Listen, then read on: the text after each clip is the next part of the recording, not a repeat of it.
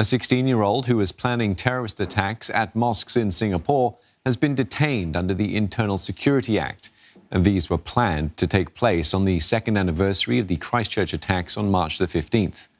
A Protestant Christian of Indian ethnicity, he's the youngest to be dealt with under the ISA.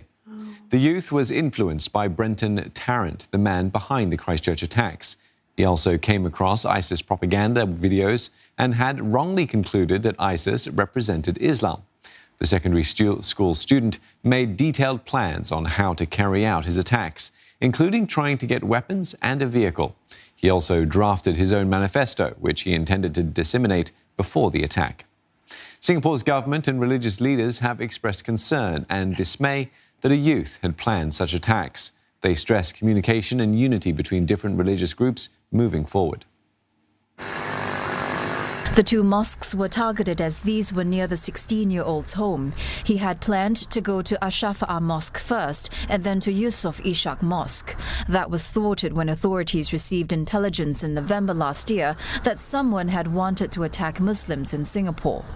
Online reconnaissance was conducted using Google Maps.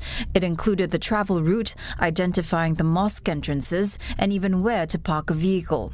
And just like the Christchurch attacker, the youth wanted to use a car to move between the attack sites. So he planned to use a blue SG car and was going to steal his father's credit card to rent it. He did not have a driving license, but authorities say he was confident he could make it work. And he also put a great deal of thought behind his weapon. He found this Smith & Wesson machete on Carousel and had planned to save money for it. He was caught before he could buy it. By then, he was already watching videos to learn how to use machete effectively. The youth was confident of targeting the arteries of victims by slashing at the neck and chest areas. He also bought this tactical vest and planned to modify it to hold a mobile device to live stream the attacks just like Tarrant did. But there were more lethal intentions, getting an assault rifle like this one used by Tarrant.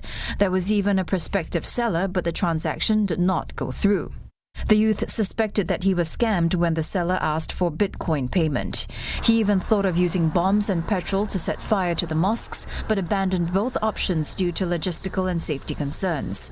Despite his age, authorities say the youth knew what he was doing. And, he told ISD when we interviewed him, it was quite chilling. He told them, ISD, that he saw only two outcomes for his plans. One, he could get arrested before he carries out, or two, he will be killed by the police while he was executing his plans. So he went in fully prepared, knowing that he's going to die. And he was prepared to die. Mr. Shanmugam adds that the youth is the seventh person under the age of 20 since 2015 to be detained or given restriction orders under the ISA. Authorities found the boy acted solo and did not try to influence others or recruit them into his scheme.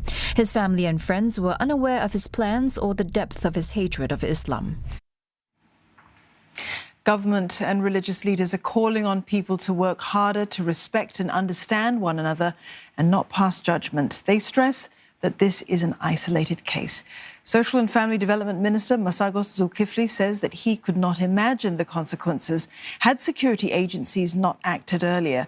Edwin Tong, the Culture, Community and Youth Minister, says that this incident is a disturbing and sobering reminder that anyone, regardless of age, race and religion, is susceptible to online self-radicalization.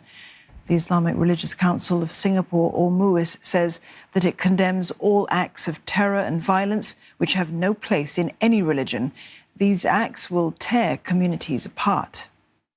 We also urge the Muslim community to remain calm and rational during this time. Extremism and terrorism are a threat to all communities and all Singaporeans. We offer our support to our friends from the Christian community in Singapore in our collective effort in countering extremism and terrorism. The interreligious organisation says that it's worrying when youths become violent towards others in the community and calls for more efforts in building interfaith unity.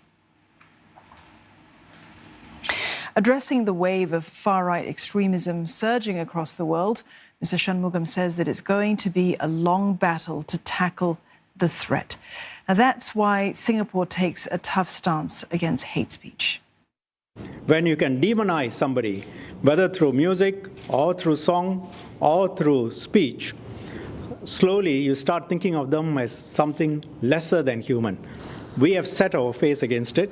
Our population has confidence that the government is in the middle, and we protect you, regardless of who you are, whether you are Muslim or Christian or Hindu. You are a human being, and your sexual inclinations don't matter. We protect you.